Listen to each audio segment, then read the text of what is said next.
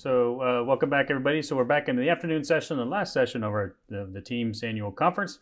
As you heard, we're having a few technical issues in terms of getting the speakers on board, but fortunately, George is here to save the day. So today, with George's presentation, we'll be talking about modeling the Delta variant of COVID. All right, looks great. Okay, George, over to you. So I'll get going here. So my topic today is modeling the Delta and Omicron variants. Originally, it was just called the Delta variant, but times have changed. So here's what we have to do. So the introduction is, last year at the TIEMS annual conference, I presented a general talk about modeling and battling COVID-19.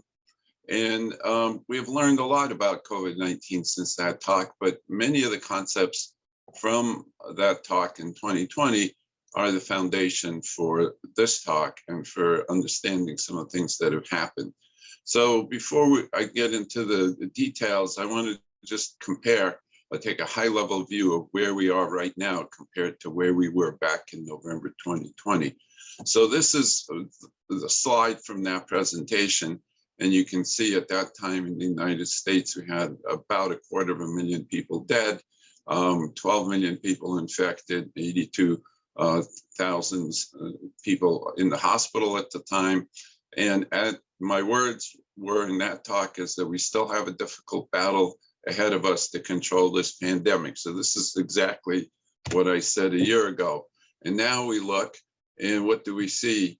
We've made some progress. You can see this was the time of the talk last year. Okay, this is October, this is November. We hit a ridiculous peak, then we started coming down, and now we are again climbing. Now this is just in the US, but these are the statistics that we have right now. We went from 12 million cases to 50 million. You can see the hospitalizations a little bit less, but we've gone from about 250,000 dead to about 800,000. This has been the fatality rate. This is the percentage of reported infections. So you can see it's around 2%, which is not very encouraging. And so the question is, how much progress have we made? How can we do better? What are the obstacles? And I can repeat my quote from a year ago: we still have a difficult battle ahead of us to control this pandemic. And I hope to explain through models what actually is going on. And one of the things that I have to note is that these numbers that I'm reporting here pretty much are up through Delta, okay? So this is not really reflecting Omicron, and we'll discuss a little bit the relationship between Delta and Omicron. So a lot has changed since the talk was given in 2020. It's kind of hard to imagine all the things that have happened. So number one, we now have vaccines, which in November 2020 were just a glimmer. We now have breakthrough and repeat infections. Okay, so vaccines have not exactly worked as flawlessly as we had hoped they would work. We now have new variants of COVID-19, which have made the situation a lot more complicated. And these are three things we did not have to deal with in our simple 2020 model. Okay, so what I want to do is basically talk a little bit about how you have to change the models to take into account these new factors.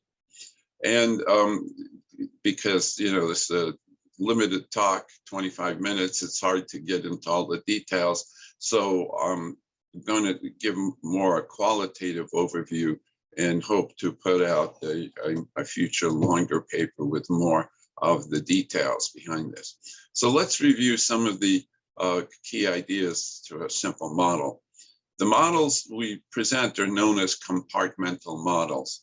So we divide the population into different compartments, and we establish rules on how people go from one compartment to the other. Now, it's a simple model, or it can start out as a simple model. It can quickly get more complicated, as you'll see. But the idea is we assume that all individuals in the same compartment behave the same. So it's a statistical model. And the more compartments we establish, the more accurate the model. And so again, most of these models are short-term models, so we ignore events such as births and immigration and things like that. So the model we discussed last year is called the SIR model because it has three compartments labeled S, I, and R. And this was first proposed back in the 1920s, 1930s, just about a little less than a century ago, and is the basis for many models in use today, and will be kind of expanded in this talk. And the SIR model is called that because there are three compartments, S standing for susceptible people, I standing for infectious people, and R standing for recovered people. Now, the names are very suggestive, but you have to be careful about how you understand the terms. For example, you notice this model has no place for, there's no compartment labeled D for dead, okay? And the reason is that in this very simple model, dead people are viewed as recovered. And that at first strikes people as odd, but recovered is really all the people can no longer infect other people. So a better name might have been called U for uninfectious, but that is one of the things you can do in a model is add a new compartment called D for dead people, okay? So infectious people is also, you need to understand what that term is. That this is not the same as infected people. Infectious people are people who can infect other people. So as we've discovered with COVID, it's possible for somebody to be infectious and technically be infected, but not really suffer from any symptoms. Okay, they could be what's known as an asymptomatic carrier.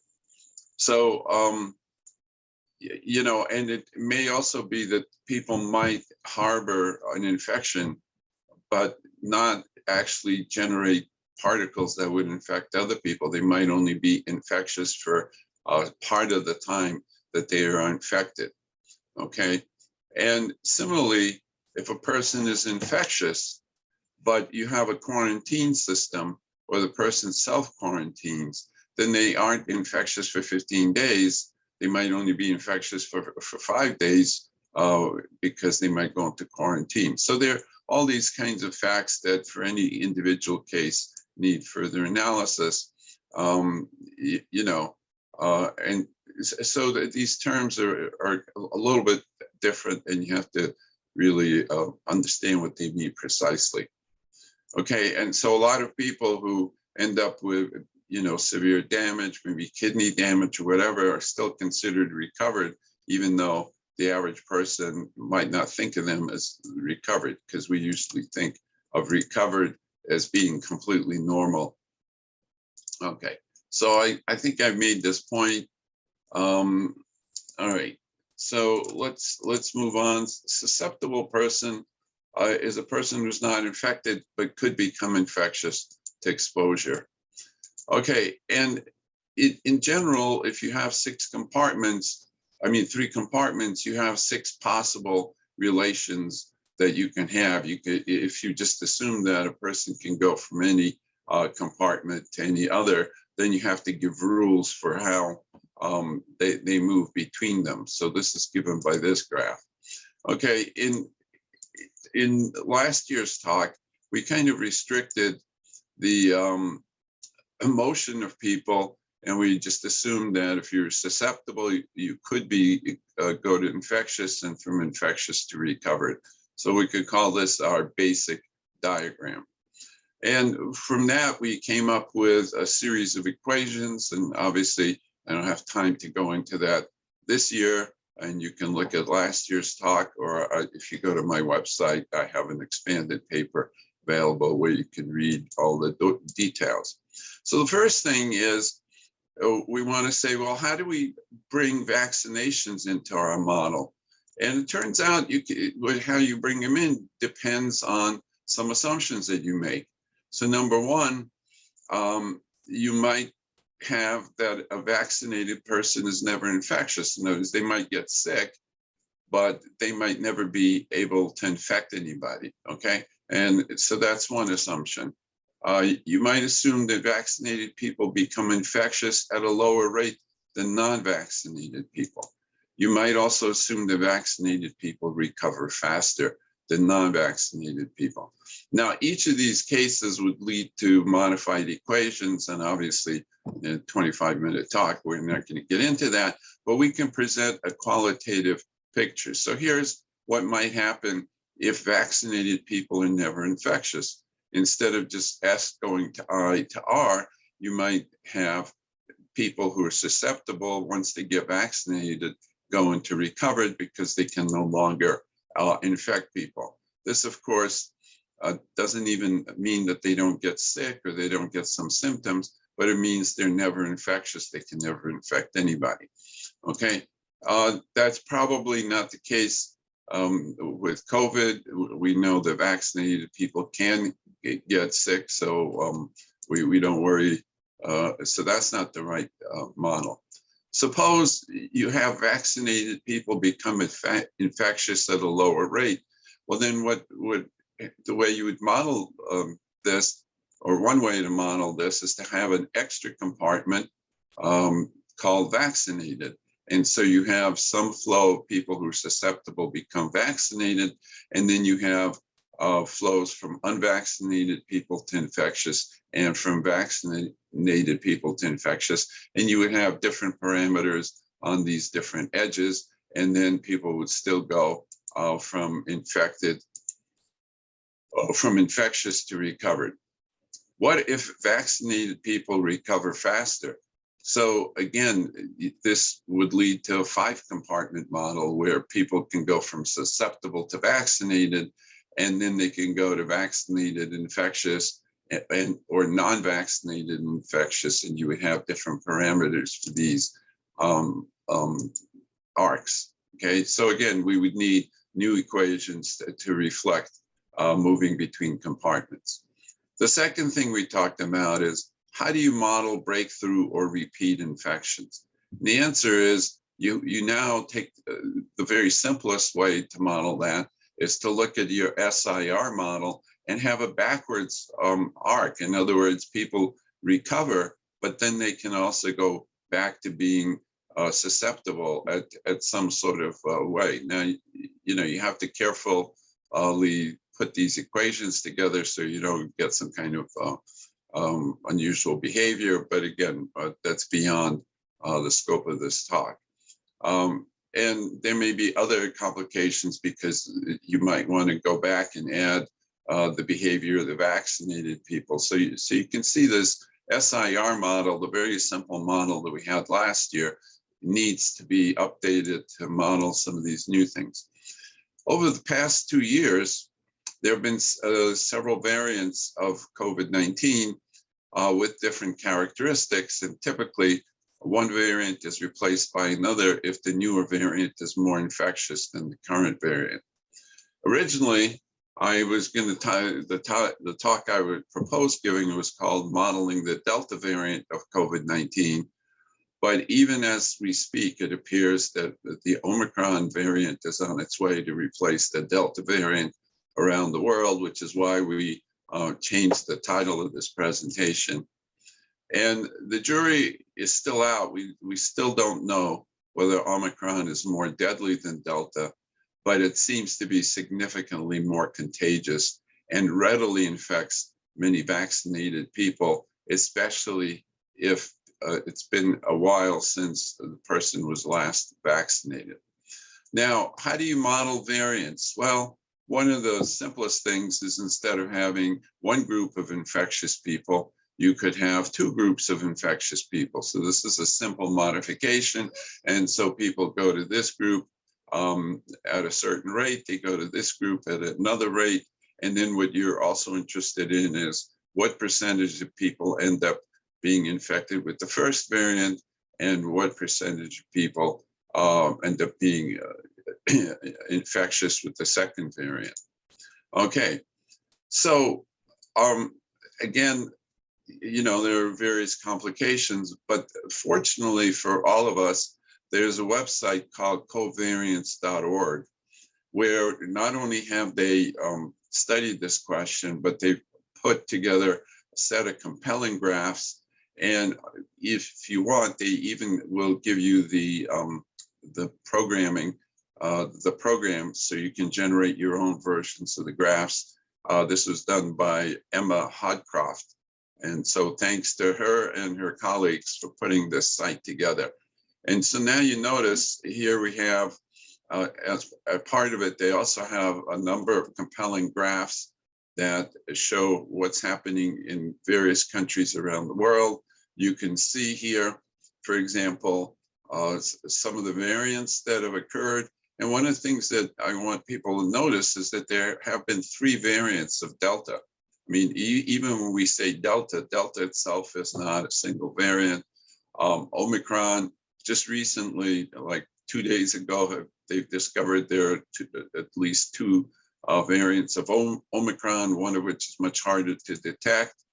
And here you have, they provide a very detailed chart, which I won't even begin to try to explain, showing you how these different variants are labeled in different systems.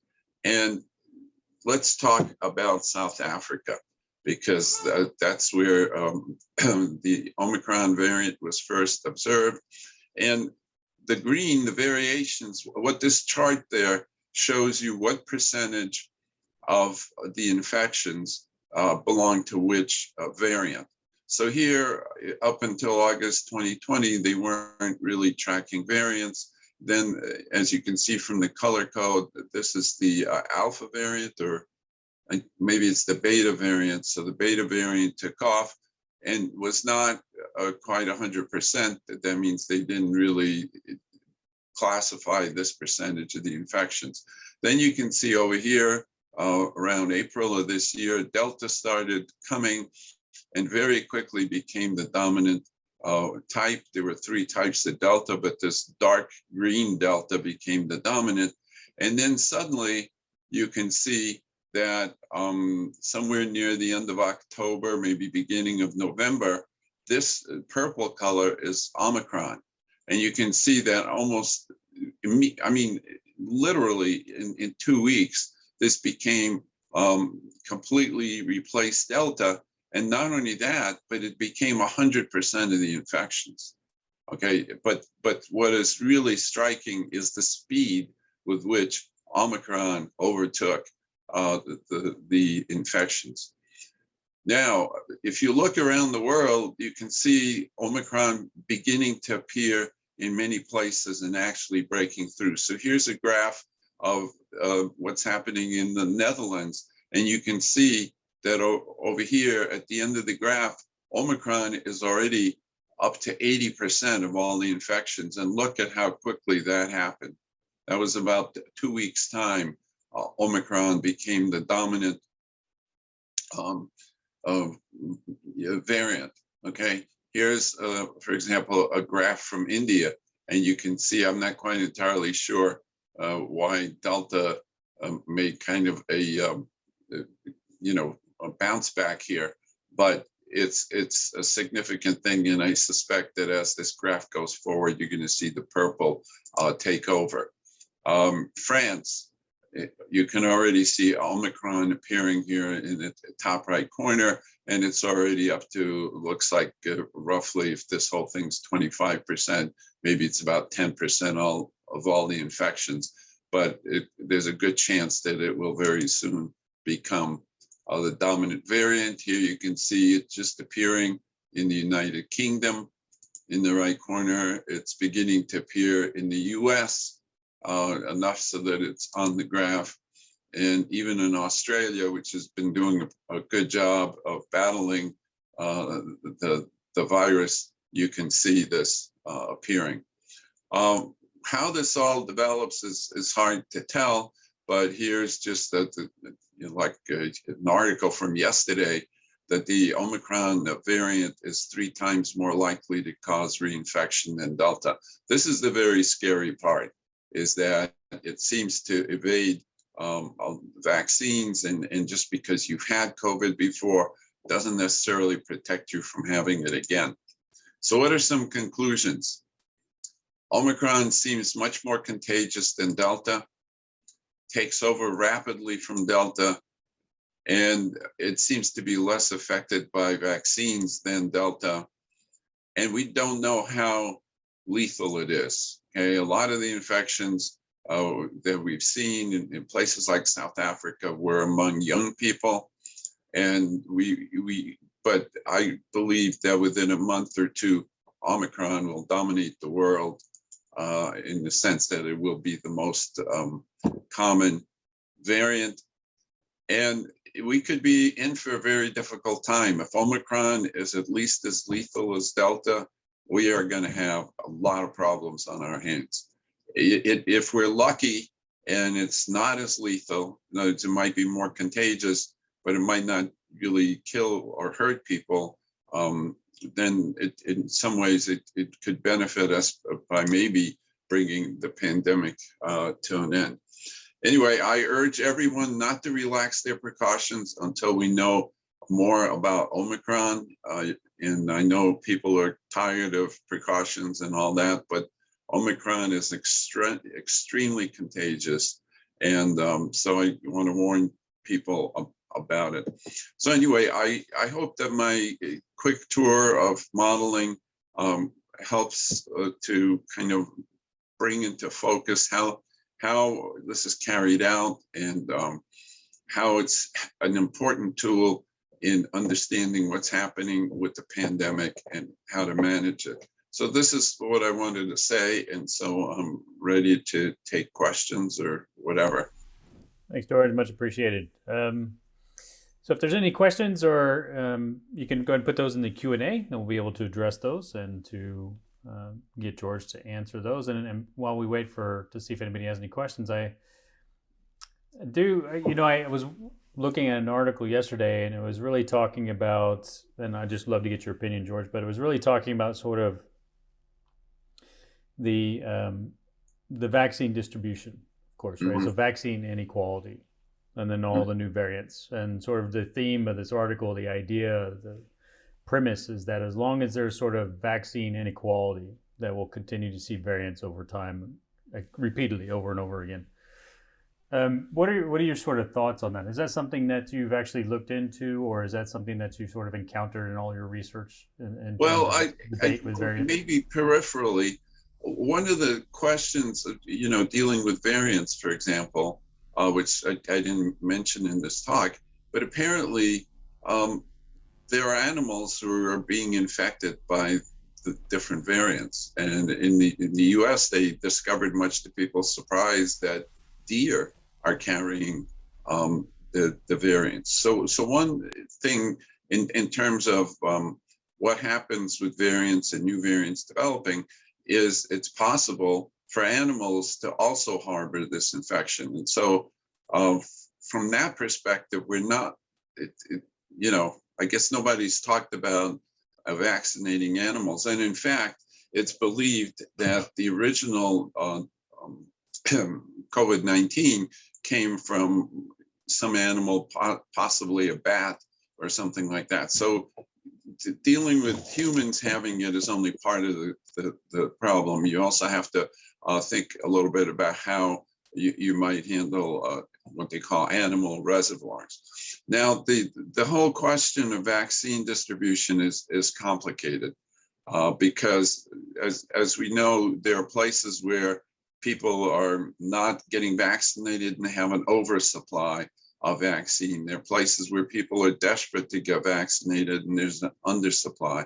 That's a whole nother topic about how it's being spread. Are people taking advantage? Because I think there are cases where vaccine is shipped, but it's never used. And some of the vaccines are difficult to distribute. For example, Pfizer requires very advanced refrigeration, which might not be available everywhere. So you might have doses of Pfizer, but if you have to keep it at minus 60 degrees or something like that, getting it to various places might be difficult. So it's a complicated question, very important question. So it's a good question, and I don't have a great answer. Yeah, no, I'm not sure that anybody has the answer, but it's just one of these sort of topics that continue to circulate because we are all struggling with trying to get through the pandemic. Next question for you, George, is first of all, excellent presentation. My question is, what might be a cause of differences between various countries in the progression of different variants of the virus?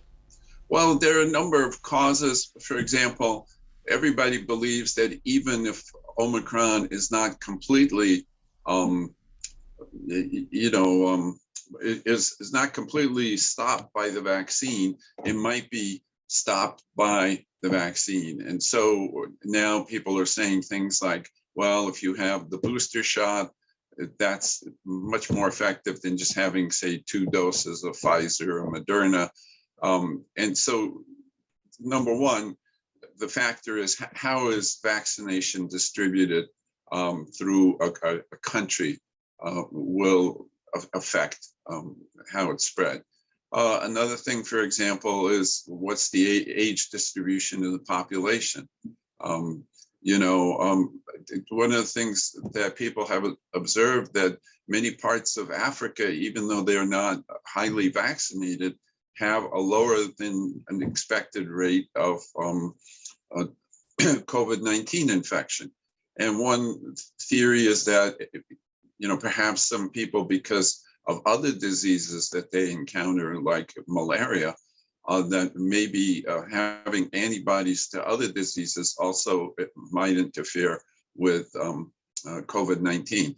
There are so many questions that we don't have good answers for, but those could be some of the factors. So it could be vaccine distribution, how many people have had boosters, what types of vaccines people have, the age distribution, and possibly antibodies that have originated in response to other infections. Okay, thanks. There's another question here, which is the Thanksgiving experience in the U.S., which caused spikes in caseloads, urges us to exercise extreme caution and avoid large social gatherings during Christmas and New Year holiday season, especially given the way Omicron has spread to over 60 countries in the past 2 weeks. Do you see the infection spreading throughout fresh waves in the new year? Yes, as I said, I think we're in for a tough time. You could see when I went back, if you look at this graph, okay, you can see that it really took off right around this time a year ago. And if you look here, you can see that the plus 27% is how much it changed in 14 days. And the curve is once again rising. Now, remember, this is a US curve, and this is mostly Delta. Omicron is much more infectious. Now, it's possible that the curve could get very steep and kind of the infection might burn through the population very quickly, but we just don't know. We really don't know what the interaction is going to be between people who have been boosted, people who just have 2 shots, or people who had their shots 6 months ago, or unvaccinated people. I think unvaccinated people are probably a very great danger, and there is, I think, the very real possibility that hospitals will again be in very difficult situations because of the large number of people being infected. So I hate to be the Grinch before the holidays, but I think we really have to be very careful.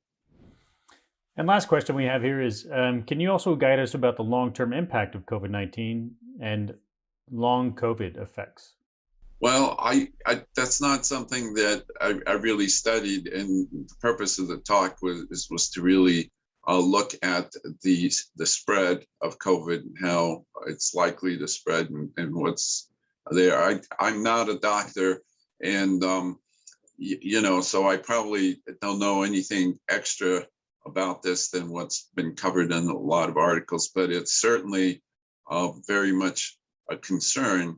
And once we have more statistics, one of the difficulties with dealing with long COVID is diagnosing that it's long COVID. I mean, if you have a population, some percentage of people will suffer some things. I mean, you know, some percentage will get cancer, some percentage will have heart attacks, some percentage will have kidney failure, dementia, any number of things.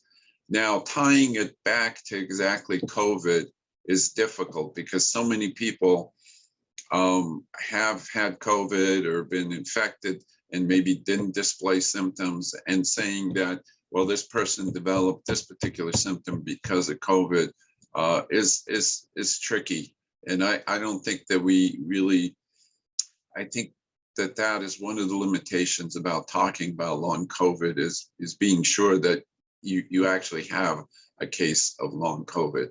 But again, these kinds of ideas that were presented here in terms of modeling could potentially apply to modeling things like long COVID, where you start off with people who have COVID instead of S being susceptible people as people who had COVID, and then you might look at how people go into different compartments, and the compartments might represent different symptoms and stuff.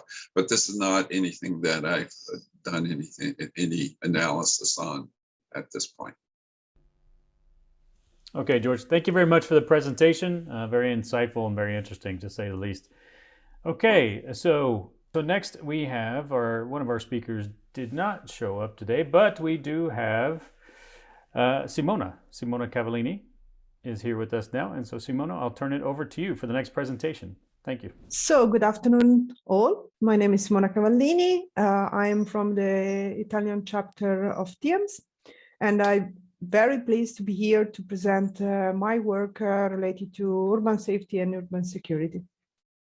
I'm going to present you part of my work that was related to the definition of a conceptual framework to assess and measure urban safety and urban security.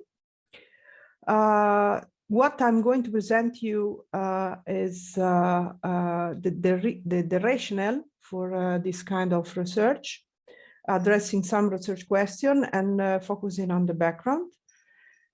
We look at other existing approaches and tools, examples worldwide, because urban dimension is crucial due to the fact that there is this trends also in the medium long-term period where cities will be even more populated than now. So cities will be a key point to address if we are looking at security and safety.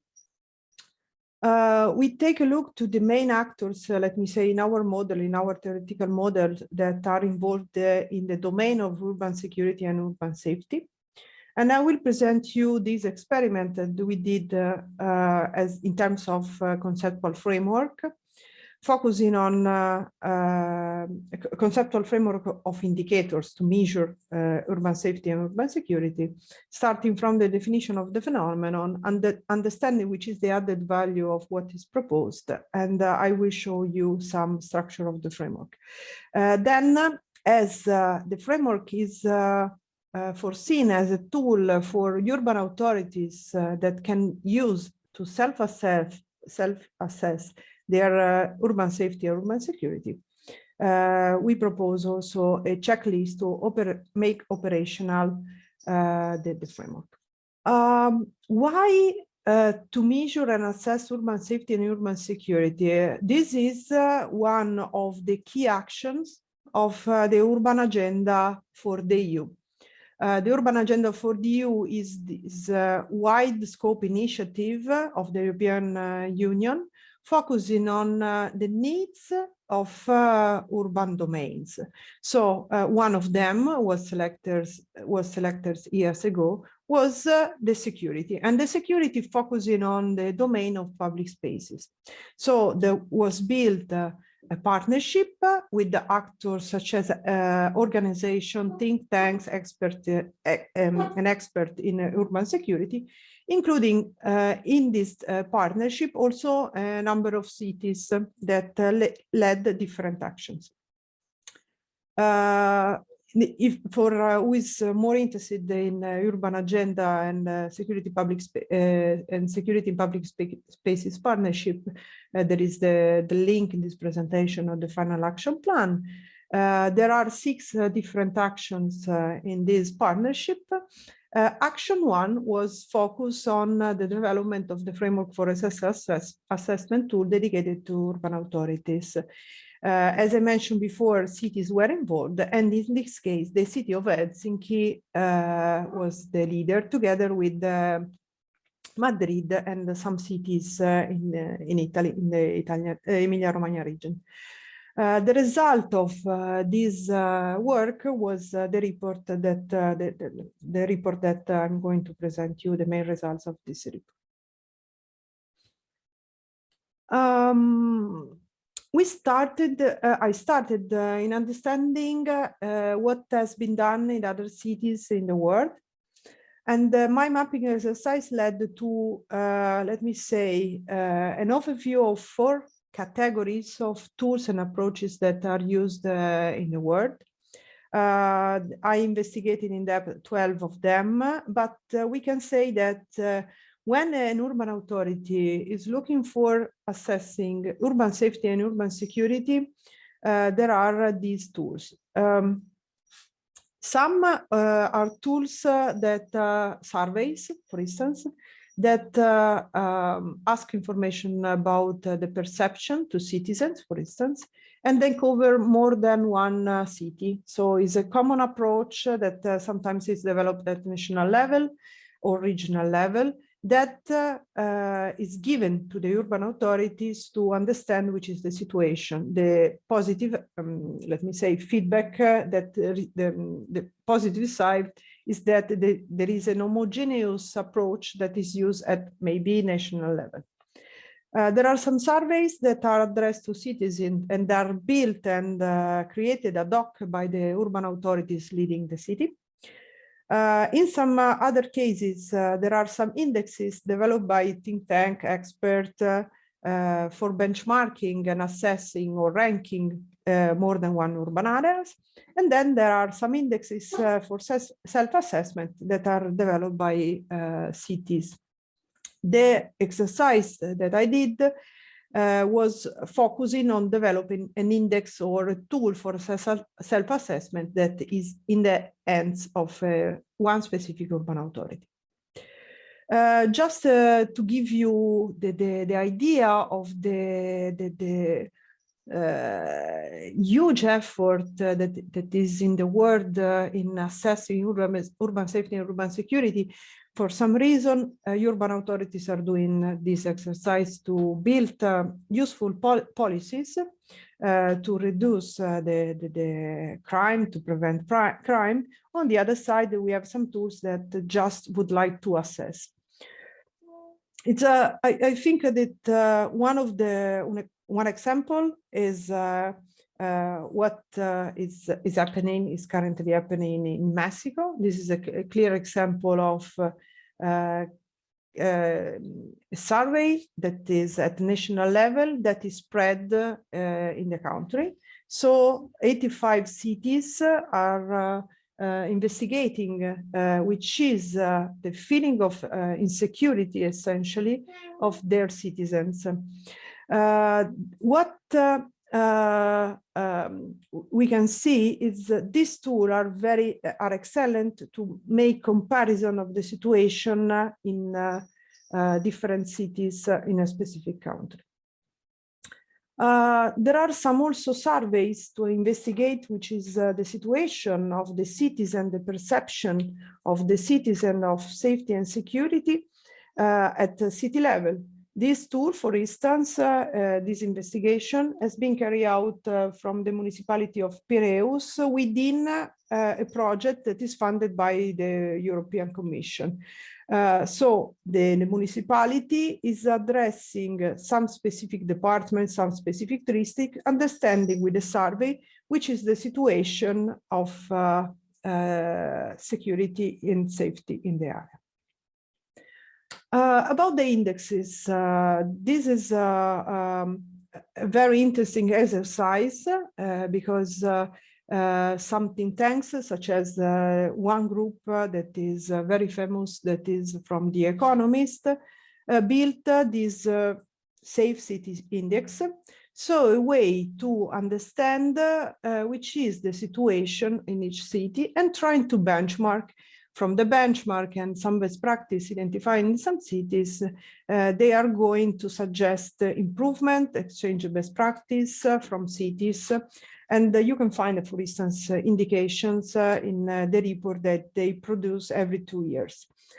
In this case, for example, they are not referring to information of citizens, but collecting some feedback from the experts on the domain in each cities. One of the key points is the different aspects that should be investigated in terms of security. And in this case, for instance, they focus on digital security, health security, infrastructure security, and personal security. One of the most famous exercises in terms of self-assessment is the security profile that is produced by the city of Rotterdam. This is a huge exercise that is carried out by the municipality, not only for the municipality, but investigating the 71 neighborhoods that there are in the city, building a very structured approach for indicators, indexes, and covering 3 domains. One is related to the safety, one is related to the social aspects, and another one is related to the physical domain. And it's a mixed approach, including data from the municipality, from the police, and collecting also information from citizens. This exercise of mapping the situation at world level of what is currently running. There are also programs of the United Nations on safer cities, but it's not the moment to focus on them. Make evident that 3 are the main actors that are involved in the domain of urban safety and urban security, with a precise role to improve and to affect the policies and the state of urban safety and urban security. First of all, we have the urban authorities that have as their one of the main goals the focus to increase urban safety and urban security through the prevention of crime and violence. So they focus on social cohesion to avoid issues in terms of crime in the city. And another goal that they have is the quality of life of the citizens, together with the improvements of the livability of public spaces. So the goals, the instruments that they have in their hands are policies or strategies or plans that in some terms affect this dimension, so social cohesion, quality of life, and public spaces, to create an environment with less crime activities. For sure, we have local policies and local law enforcement agencies that they have the main goal to fight crime and violence within the urban domain. They focus on work based on investigation and acting on the crime to respond. They respond to crime and violence. They have as main goal the activities the activities to respond crime, but they are also a very important source in terms of information of what is running in terms of crime and violence, because they have, let me say, at local level, what we can call the situational awareness on urban security. Last but not the least, we have the citizens that, first of all, in our model, in our idea in this domain, focus on their quality of life. And this is a dimension that is affected by the social cohesion and the availability of public spaces and the situation in terms of urban security. They are also involved in a domain that is very interesting to be investigated in terms of policies, because they have not only the overview of the situation, the objectives overview, but what is very interesting is to investigate the sense of safety that they have. Because on one side there is a situation, on the other side there is the perception of the citizen. So a number of policies can be also addressed to improve the perception of the real situation if the situation is better than the one that is perceived by citizens. So in this framework, with these actors that, let me say, have the same objective to be secure and safe in their urban environment, we identify two main gaps related to the knowledge of urban authorities that they may have in defining effective policies for urban security and safety. The first point that we discuss a lot with the urban authorities in the action is what is need to know to properly assess urban safety and urban security. So the idea was to build a conceptual framework of indication. So what is needed to be measured, what is needed to monitor it over time. And then one that this framework is there, the indicators are defined, which are the suggestion to make it operational and creating something that helps cities to implement this framework. I would like to build a conceptual framework for cities. First of all, one of the most important challenges that we have to face is to build something very comprehensive that can be tailored for cities' needs, but especially take into account the size of the cities, because cities can have different perspectives, different needs in terms of urban safety and security. So first of all, we start with the definition of the phenomenon. We highlighted which is the added value of our framework, and then we propose a structure of the framework with, as I mentioned before, a checklist to suggest how to make it operational.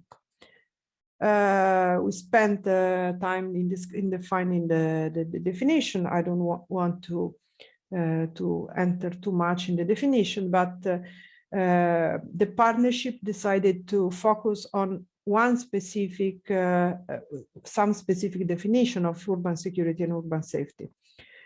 So main elements, which are urban security is related to harms caused by intentional human action and behavior. And these harms can affect assets, infrastructure, and citizens in the territory of the city.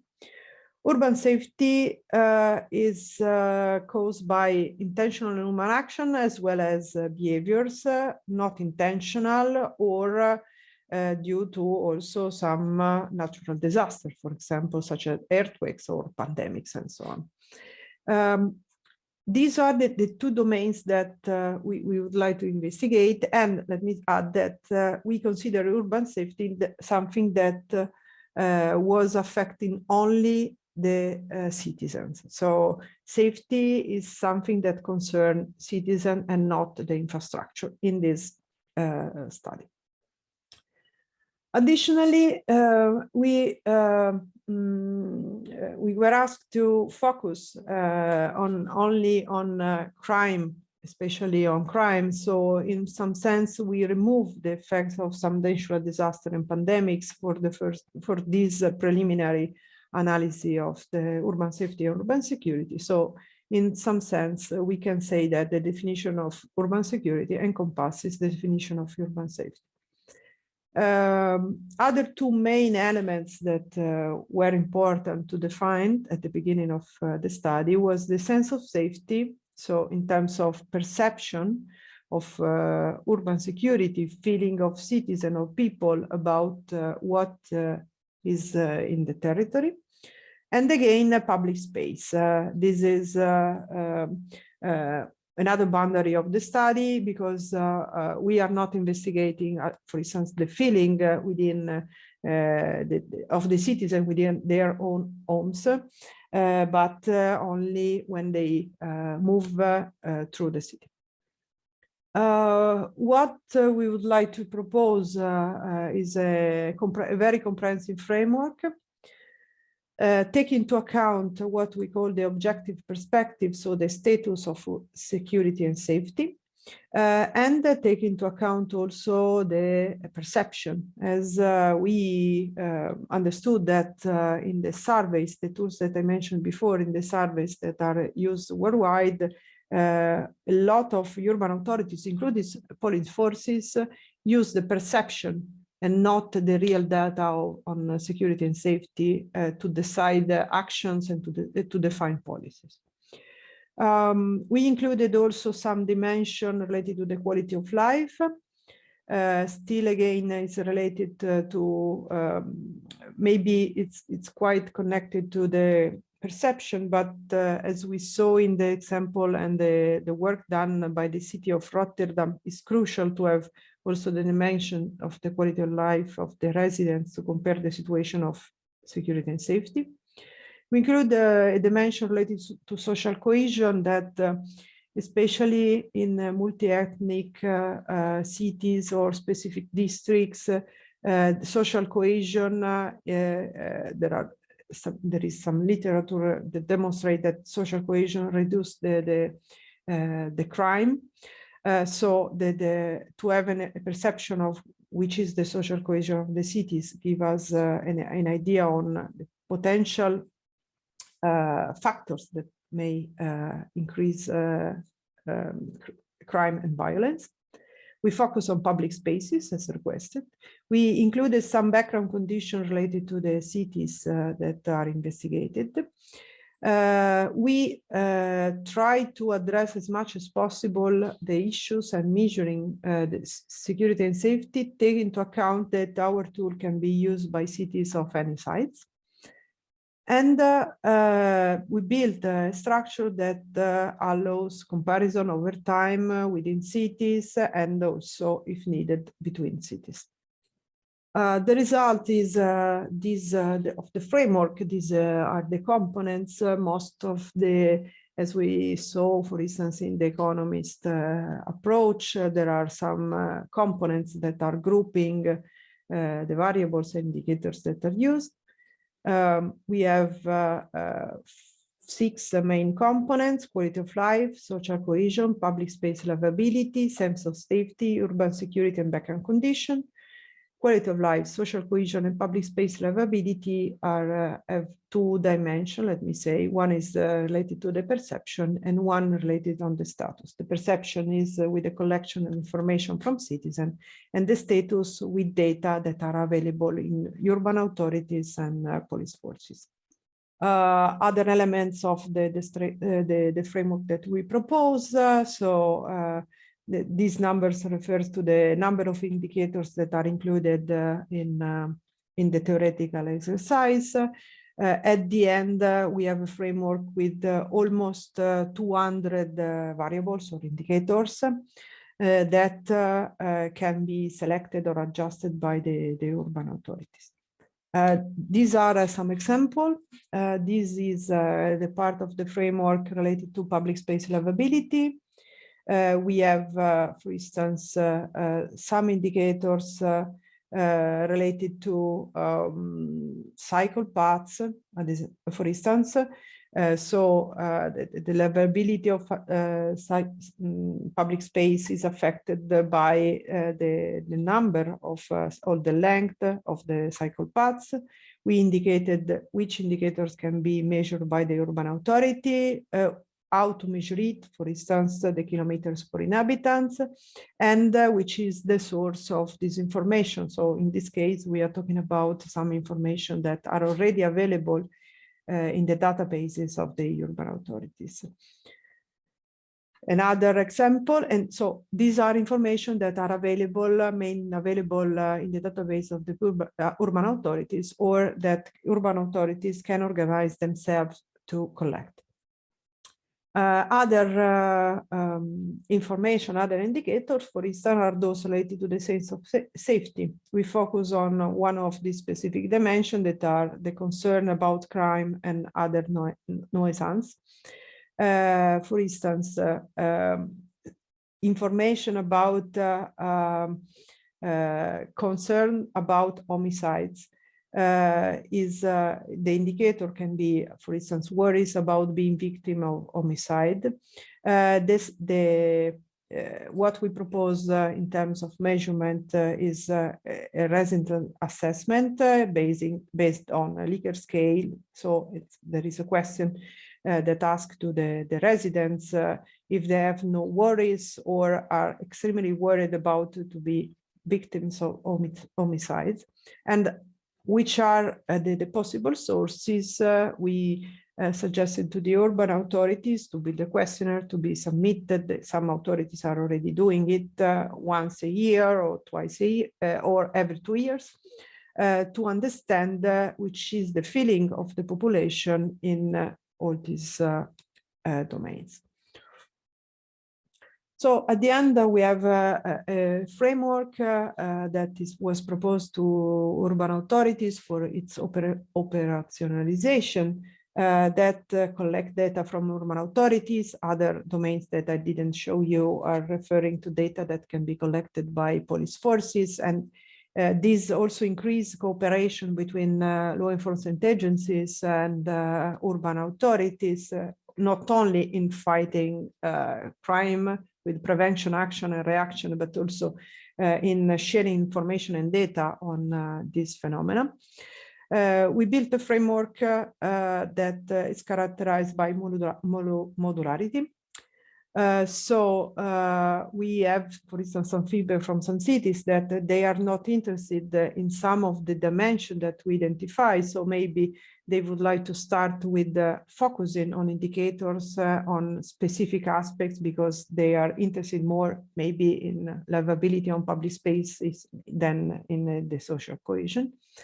And again, we have another element that is the adaptability of the framework. So it can be scaled down or scaled up in terms of territorial scope. For instance, some cities are focusing or would like to focus on specific district and not all on the urban territory they have to manage.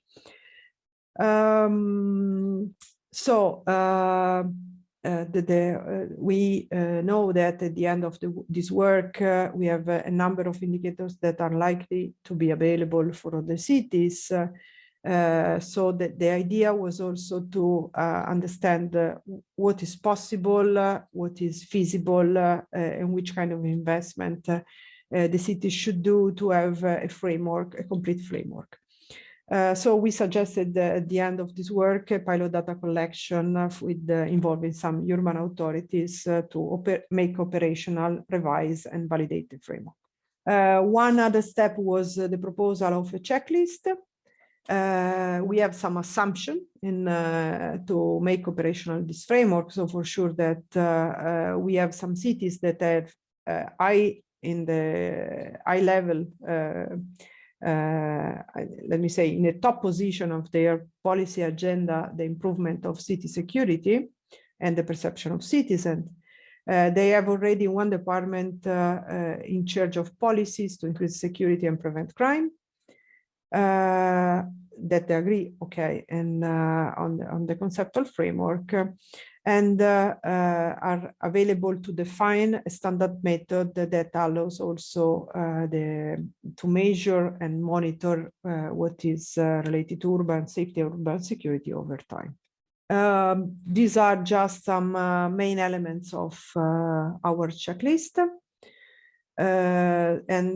We try to ask some questions. So urban authorities are asked to answer to this question to understand which are the starting point, what is needed, and what they have to do to make operational the framework. So the part related to the checklist, we aim to suggest some concrete hints to be addressed by the department that is in charge of the policies for security and prevention of crime of the city. And we propose some approaches also focusing on the gradual implementation of the framework. This is the two that we propose to the urban authorities within this framework. I would like just to add one element that the security and public space partnership is closing its activities this year, and in the new urban agenda, security will take an even more important role in the policies of the European Commission. So this work is the preliminary step of further activities and further assessment exercises of the urban safety in Europe. Great, thank you very much. That's very interesting and quite comprehensive. And I can imagine the amount of data and information you had to go through to sort of get this wider, broader, overview of the urban environment. If you have any questions for Simona, go ahead and put them in the Q&A, and then we can, answer them there.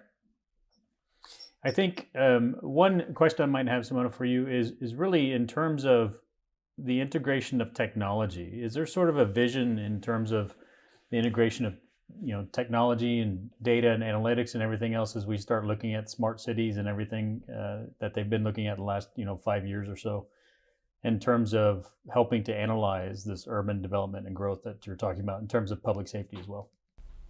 Yeah, okay. In our framework, technologies were considered also only as a tool to collect information and data. So for us, cameras for security are only considered a tool that can provide some useful information to, for instance, police forces about something, about the crime, instead of making some questions or questionnaires to the citizen, because they collect directly information about security in certain areas. And the second reason, because we consider only a tool, is that, if I'm not wrong, action 2 of the urban agenda focus on smart cities. So it's also a matter of, I suggest who is interested also in the past work, all the information reports that has been carried out for the 6 actions are available online. So there are also the report, one of the report that I did was for action 1, was one of the 3, if I'm not wrong, of the action 1, but each of the 6 actions has different report. And one of these actions, again, or action 2 or action 5, is focusing on smart cities and technologies. So it was only a matter of domain of investigation. Great, thank you very much. Very interesting presentation. So thank you. What we are going to do now is we are going to turn over to Harald. Harald, if you're there. And it looks like we're going to start closing out the conference. So Harald, over to you. Okay, thank you, Kyle. The first thing we like to do is to give the word to George to tell. He will be the host, or TIEMS US chapter will be the host. He's the president of the chapter, to tell us about our plans for 2022. All right, so this is going to set us up for next year.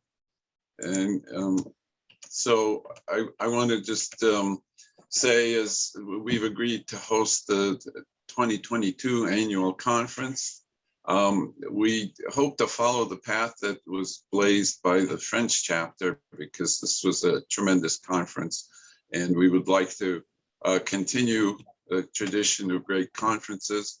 Right now, we're planning to have a hybrid event so people can participate virtually and in person, but we really hope that we'll be far enough advanced with this pandemic that we could meet in person. So we are working on 3 possible dates. depending on the availability of the site that we've chosen. Those are the possible dates. 2 weeks in September, a week in October. We want to hold the event at a time when travel is not likely to be impacted negatively, but you know, that is the tail end of hurricane season. So I guess we need a little bit of luck. And the location is, so number one, if you're interested in helping us with the conference, there's my email. You can contact me. We're hoping to have the physical location of the conference at FEMA's Emergency Management Institute. This is located near Washington, D.C. It used to be a small Catholic women's college. It was purchased by FEMA, so it really looks like a college. They have residential facilities, which we hope to use, which we think will lower the costs. So if people are worried about staying in a hotel, we also will need to provide transportation to help people reach the conference site. Here's a map. There's the Emergency Management Institute, and it's about 60 miles, about 100 kilometers from Dulles International Airport. So Dulles International Airport is in the outskirts of Washington, and Baltimore is a bit closer. So we hope to, you know, maybe have some event in Washington, D.C., maybe at the close of the conference, the beginning, or something like that. But this is very good territory. This is the kind of a map of the facility. Here's the Emergency Management Institute, but they have a whole campus, which includes the U.S. National Fire Academy, and it has a museum. And so I think it'll be very interesting. Here's kind of a photo of the area, kind of an aerial view. And this is, like I said, it looks like a college campus. So, because it was a college campus. So it would be a very interesting venue. We still have to confirm its availability. This is what it looks like inside. So it has a number of auditoriums, meeting rooms, things like that. I think we could have a really successful conference. And so I'd be happy to answer any questions. Here's another view of the Emergency Management Institute. So again, we haven't confirmed this, but we've gotten some positive indications that this might be likely, and we're working on making this a reality.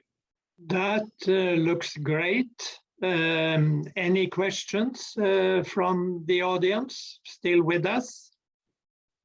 No, it doesn't seem so, but we will, of course, soonest make the agreement with Director Stern, Jeff Stern, who actually was our keynote speaker earlier, and also on the dates, such that we can go out and send out our first call for the conference.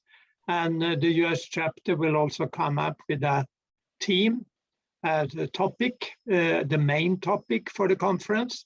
So we will start as early as possible to announce it, so we have good time to collect papers, set up the program, and as George says, it might be very similar to what we have done this year. And I like the concept of that hybrid event, because I think we have to live with that.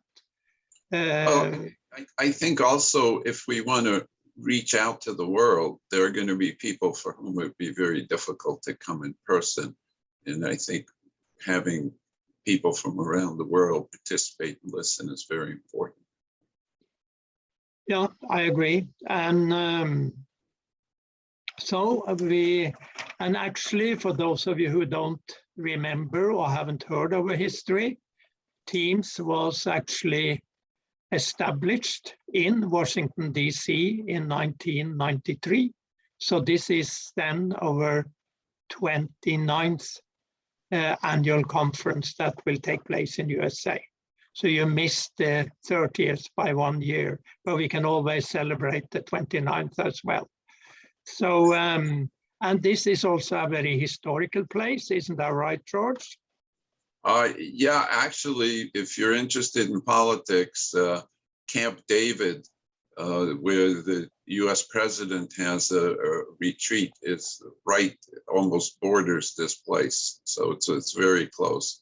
I was told that if you jog, you have to be careful about where you jog because you might get into a security area.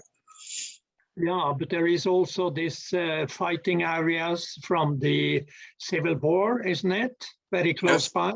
The Battle of Gettysburg was nearby, and kind of a critical battle in the U.S. Civil War. So, you know, that might be, we might be able to arrange some tours and things like that of Gettysburg, and maybe, like I said, ideally, we could find something in Washington that people can go to before the conference or after the conference. So we're working on all these ideas. Yeah, I see that no questions have come up, but you can send all the questions to George.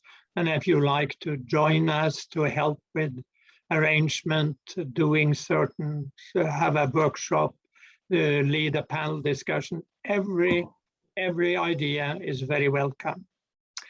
But I will then continue with what did we do at this conference, try to sum up.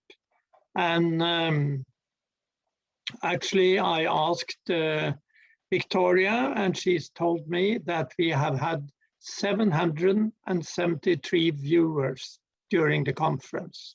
I think that's quite good. We had close to 300 registrants. And I think I haven't counted all, but I think we had 55 presentations. That's quite good. And only one no-show. And I think that's also good. We had a problem the first day with one speaker who actually had lost his internet, but we were able to connect him later in the day. So we only missed the conference, the one presentation today. Yeah, there I see that George put out his email. I think during this conference we have addressed a lot of topics, interesting topics. So, and we have got a lot of good feedback from different comments given during the conference. So what will happen now is we will finish the proceedings. There we will collect all the papers, all the presentations, and that will be available on the website, and we will notify you. And so those of you who are still with us, if you haven't sent your presentation to Roman Tandlich is the guy that has to receive all the presentation and collect them. And then you can find there, we also have the video, which will be edited, and that will also be put out. So you can go back and look at how you performed. If you were a speaker, you will be there. Then assuming if someone doesn't like to have their video out, they have to tell us. We will inform about that. So I hope you find this useful. And how do I measure if this has been a good conference or not? Well, I have put up some thoughts about that and saying, well, we have invited you to become members of TIEMS. So if I see there is coming in new members, that's one sign that you find this good. Second thing, if someone feel, okay, I like to be part of this fantastic international network, I like to create a chapter in my country or in my region, that will also be a positive indicator. And a third, that I have also presented our certification, TQC and TQAC. So if you say, okay, this is interesting, and I like to also be certified. These are the three main indicators of that you have been happy with the conference. And we have elected a new board. All those information will go out to everybody, will be put on the website.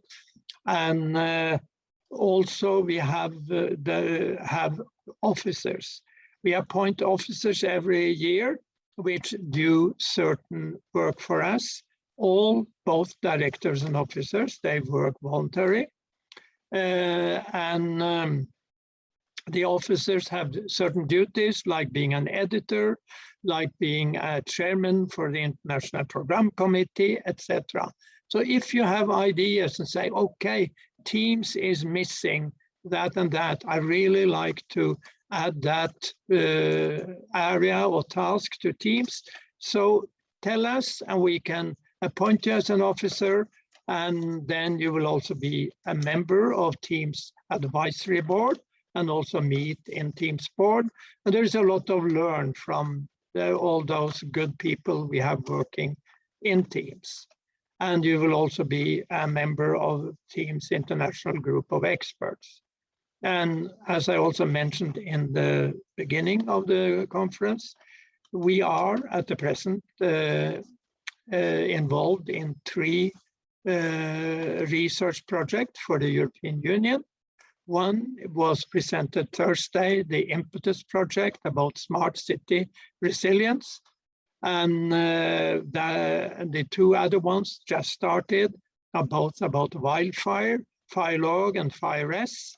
So those are manned, but we are also, and these are members, qualified members who have applied to be part of the TIEMS team in the project.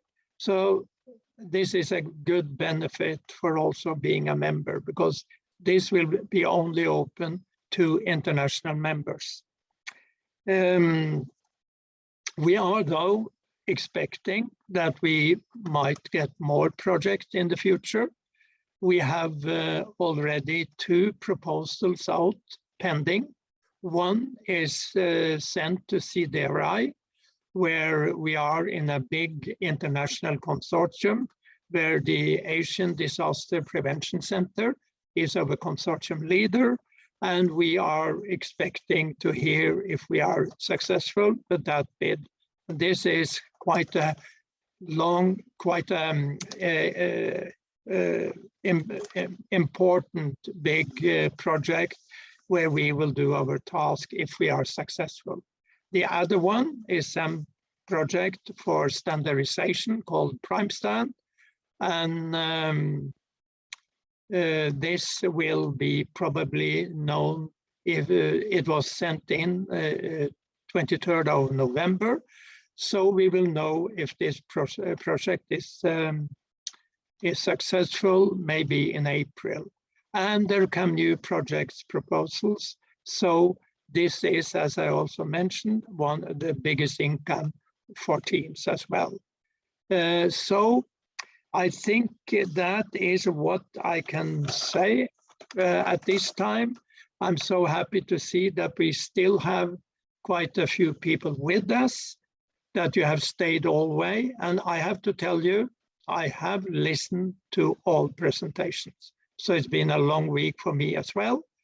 But I like to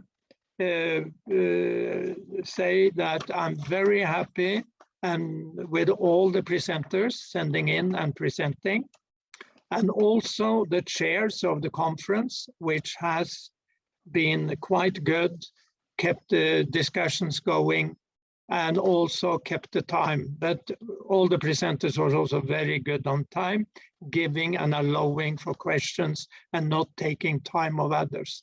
I think that was great.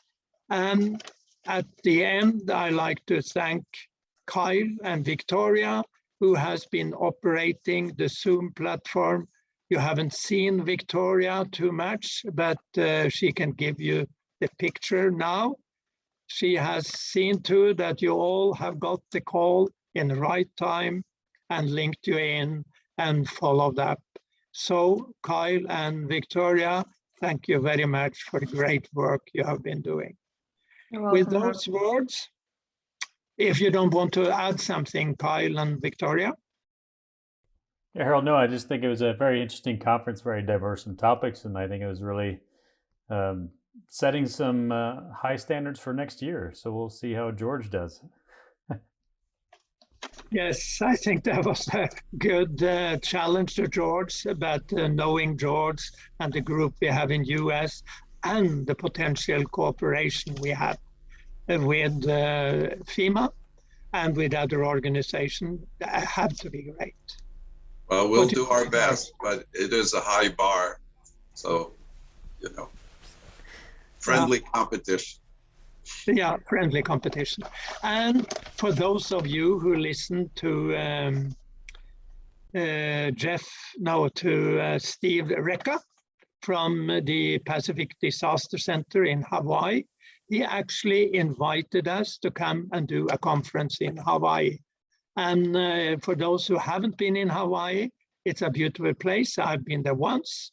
So we look also forward for that. But when it can be, I'm not sure, because we have a program now all the way up to 2025. But who knows, we can do 2 conferences a year, so there's always a possibility to go to Hawaii.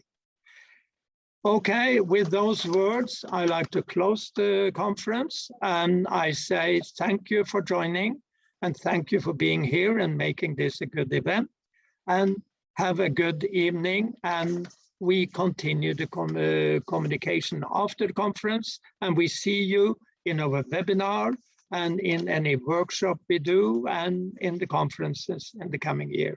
Thank you all, and the conference is closed.